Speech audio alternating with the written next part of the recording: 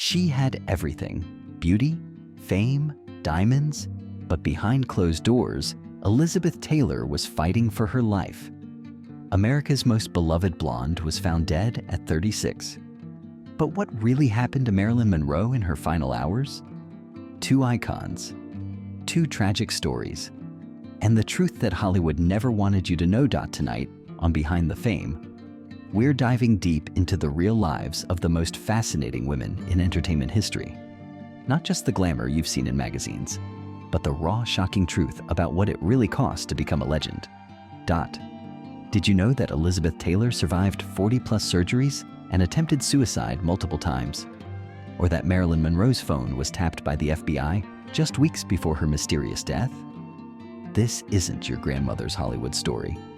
This is the truth about fame, power, and survival in the golden age of cinema. Hit subscribe and turn on notifications, because every week on Behind the Fame, we're uncovering the stories that changed Hollywood forever. This isn't just history. This is Behind the Fame. Behind the smile, the tragic reality of Marilyn Monroe's life. While the world remembers Marilyn Monroe's luminous smile and platinum blonde allure, her private life was a labyrinth of pain, exploitation, and desperate longing for love. From her troubled childhood to her mysterious death, Monroe's story reveals the dark underbelly of Hollywood's golden age. What do you think about Marilyn Monroe's enduring influence on popular culture? Share your thoughts in the comments below. The making of Marilyn, a childhood of trauma. Before she became Marilyn Monroe, Norma Jean Mortenson's early life was marked by abandonment and abuse.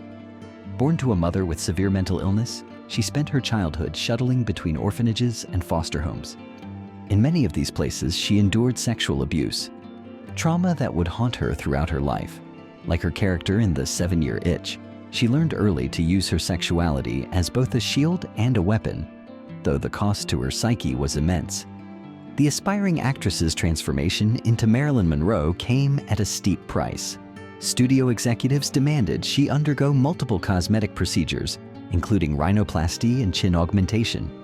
Her signature platinum blonde hair required frequent, painful bleaching sessions that sometimes left her scalp burned and blistering.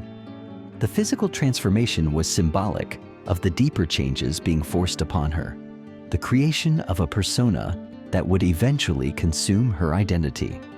Her early modeling career included nude photographs taken when she was desperate for money, images that later threatened to destroy her career when they appeared in Playboy's first issue. Rather than let the scandal ruin her, Monroe took control of the narrative, admitting she had posed for the photos while struggling financially. This incident set a pattern she would follow throughout her career, turning potential disasters into opportunities, but at a significant personal cost. While filming Gentlemen Prefer Blondes, Monroe was paid far less than her co-star Jane Russell, despite being the film's main draw. Her attempts to negotiate better contracts were met with suspensions and threats. The studio system treated her as property, controlling everything from her hair color to her romantic relationships. Her role as Lorelei Lee in the film ironically mirrored her own life, a woman valued primarily for her appearance, while her intelligence and talents were dismissed. If you're fascinated by the hidden stories of Hollywood legends, don't forget to subscribe to Behind the Fame for weekly deep dives into the lives of entertainment's most iconic figures. Hit the notification bell to never miss an update on the real stories behind the glamour. The struggle for artistic recognition. Monroe's desire to be taken seriously as an actress led to constant battles with studio executives. During the filming of Bus Stop, she insisted on applying method acting techniques learned from Lee Strasberg, much to the studio's frustration. Her performance as Cherie showed depths that surprised critics, but the industry continued to typecast her in dumb blonde roles. In The Prince and the Showgirl, her attempts to prove herself opposite Laurence Olivier led to clashes on set. Her increasing reliance on pills and alcohol to manage her anxiety resulted in frequent lateness and forgotten lines. Yet, when the cameras rolled, she delivered performances that even her harshest critics couldn't deny. Think these Hollywood stories are shocking? We're just getting started. Hit that subscribe button and join our Behind the Fame family, where we expose the real stories Hollywood doesn't want you to know. Your daily dose of truth begins with one click. The price of perfect beauty. Monroe's famous figure was maintained through a punishing regime of exercise and strict dieting. Her contract with Fox included regular weigh-ins, and any fluctuation in her measurements could result in suspension. This pressure contributed to her developing eating disorders and dependency on diet pills, which would later combine fatally with other medications. Her marriages to James Dougherty, Joe DiMaggio, and Arthur Miller each represented different attempts to find stability and love. DiMaggio's jealousy and controlling nature, particularly his violent reaction to the famous skirt-blowing scene from The 7-Year Itch, led to their divorce after just 9 months. The intellectual Miller seemed to offer hope of being taken seriously, but their marriage crumbled under the weight of miscarriages, career pressures, and his apparent shame at her public image. The Kennedy connection. Monroe's relationships with both President John F. Kennedy and his brother Robert remain controversial. These connections placed her in dangerous political territory, particularly given her friendship with communists and leftist sympathizers during the McCarthy era. Some theories suggest these relationships contributed to her death, though the truth remains buried in redacted FBI files and unproven conspiracies. Throughout her career, Monroe battled severe mental health issues. She underwent multiple psychiatric hospitalizations and tried various forms of therapy. Her relationship with her psychiatrist, Dr. Ralph Greenson, became increasingly dependent and controversial. He had unprecedented access to her personal life, even as her mental state deteriorated. What other Hollywood stars do you think suffered similar struggles in silence? Let us know in the comments section. Monroe's dependence on various medications grew throughout her career. She used amphetamines to maintain her energy on set, barbiturates to sleep, and alcohol to cope with anxiety. During the filming of Some Like It Hot, her substance abuse led to her requiring 47 takes to deliver the simple line, "Where's the bourbon?" Yet, in the final cut, she appeared effortlessly charming, the disparity between appearance and reality that defined her life. The production problems. Her final complete film, The Misfits, written by then-husband Arthur Miller, showcased both her talent and her troubles. The Nevada desert heat, combined with her increasing dependence on pills and alcohol, led to frequent production delays.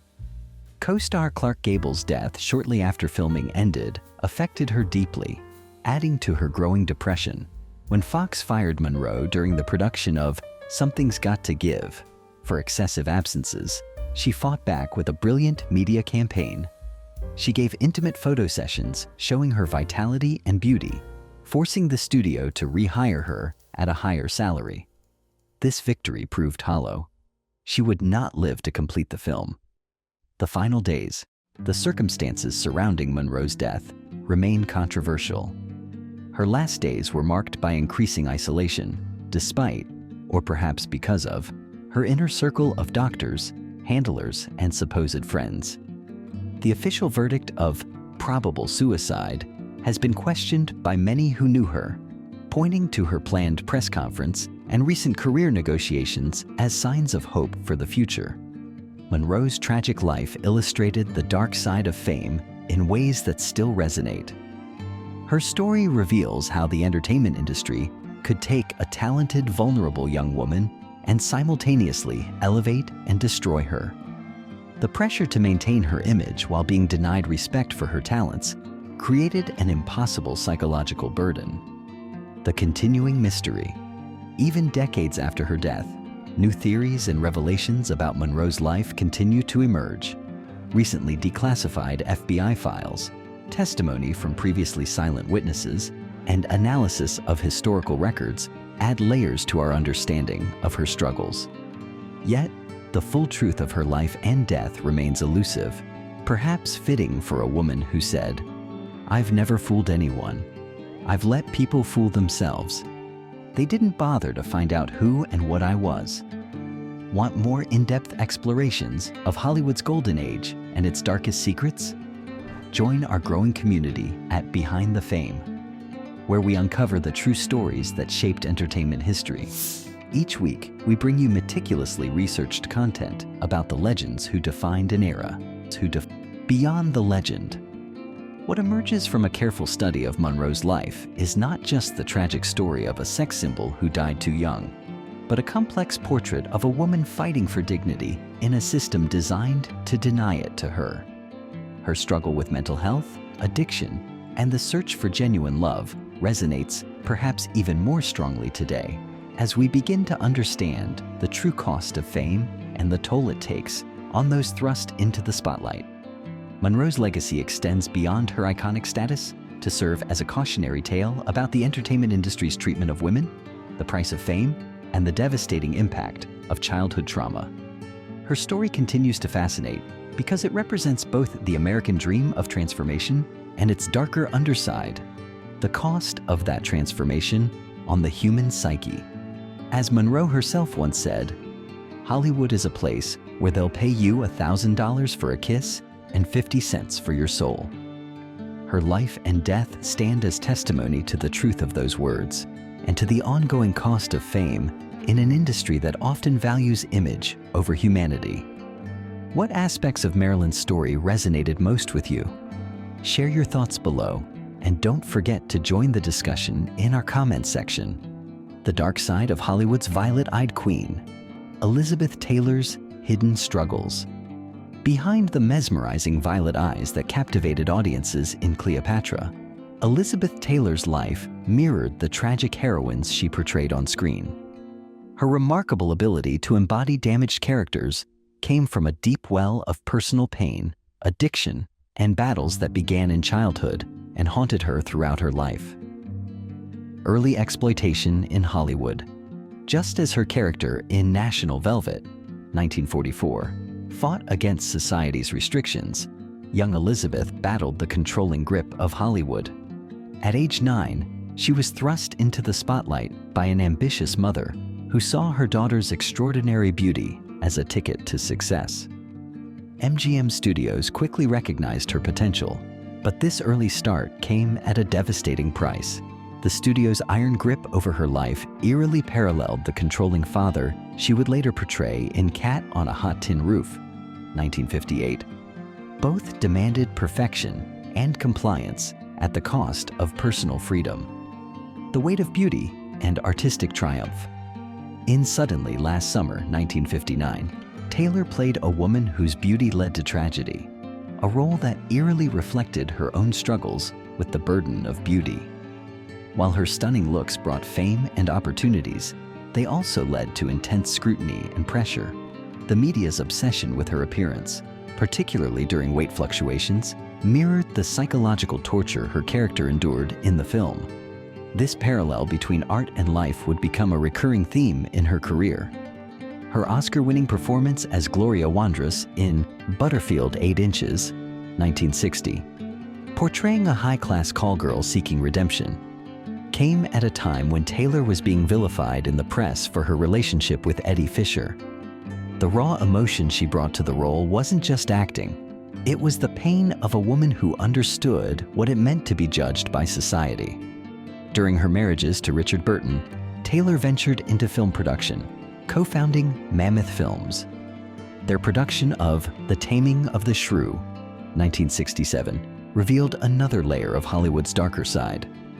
Despite the film's success, the stress of being both star and producer while managing Burton's increasing alcoholism took a severe toll. The production company faced financial difficulties, partly due to Burton and Taylor's lavish spending habits and partly due to the changing nature of Hollywood in the late 1960s. The dangerous path to pain management. Taylor's journey into prescription drug dependency began earlier than many realized.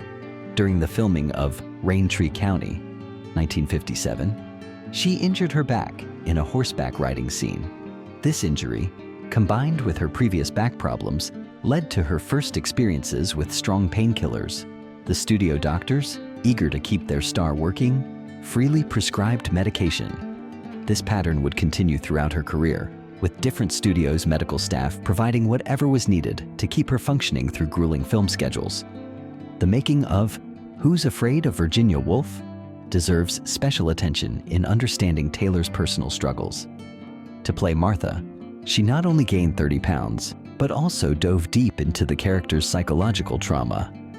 The parallels between Martha's fictional marriage and Taylor's real-life relationship with Burton became increasingly apparent during filming.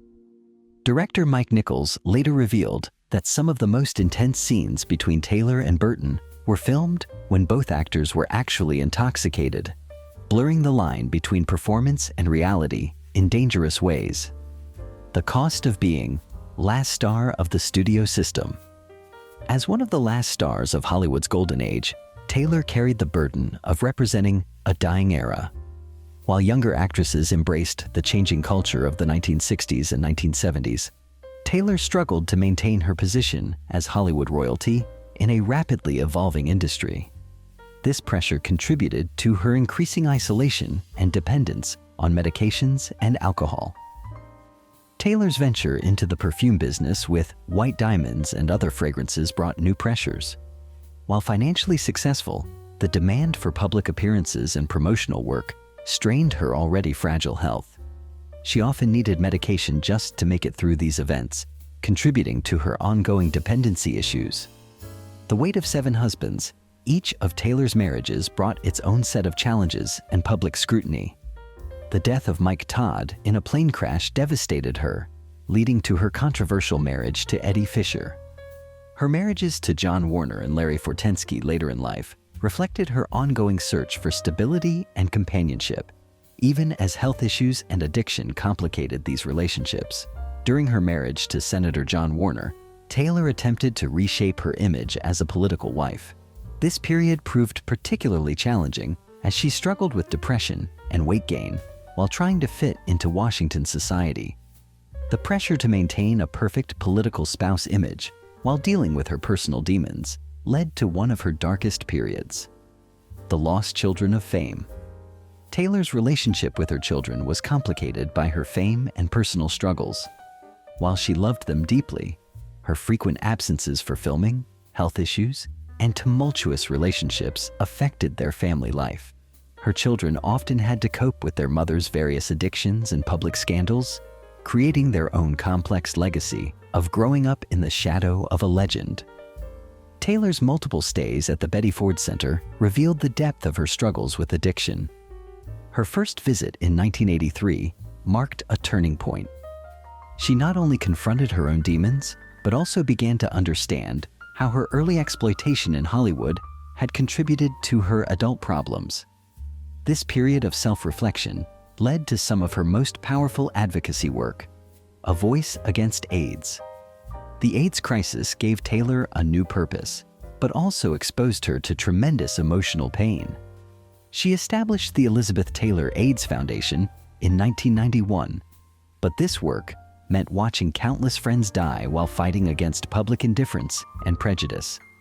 The stress of this advocacy, combined with her ongoing health issues, contributed to her increasing physical decline. By the 1990s, Taylor had undergone over 100 surgeries. Her medical history included spinal surgeries, hip replacements, removal of a brain tumor, treatment for skin cancer, and numerous other procedures. Each surgery required recovery time and pain management, creating a cycle of dependency that she struggled to break. The final years, legacy and loss. In her last decade, Taylor became increasingly reclusive, though she continued her AIDS advocacy work when health permitted. She struggled with congestive heart failure and remained wheelchair-bound, a far cry from the vibrant beauty who had once commanded the silver screen. Yet, even in decline, she maintained her fighting spirit, using social media to communicate with fans and continue her humanitarian work. This comprehensive look at Elizabeth Taylor's life reveals how the price of fame manifested in nearly every aspect of her existence. From child star to screen legend to humanitarian, each phase came with its own costs: physical, emotional, and psychological. Her story serves as both a cautionary tale about the dark side of Hollywood and a testament to human resilience in the face of extraordinary challenges. The stories of Elizabeth Taylor and Marilyn Monroe remind us that behind every Hollywood legend lies a human story of triumph and tragedy. Their struggles, their strength, and their legacy continue to captivate us decades later. But we're just getting started. Tomorrow on Behind the Fame, we'll uncover the untold story of Audrey Hepburn, from her secret role in the Dutch resistance during World War II to her final days as a UNICEF ambassador. Was she really the perfect princess Hollywood portrayed her to be? If you want to discover more hidden stories of Hollywood's greatest icons, hit subscribe and the notification bell. Join our growing community of oversubscribers who are uncovering the truth behind the glamour every single day. Leave a comment below. Which Hollywood legend should we feature next? This has been Behind the Fame, where legends meet reality.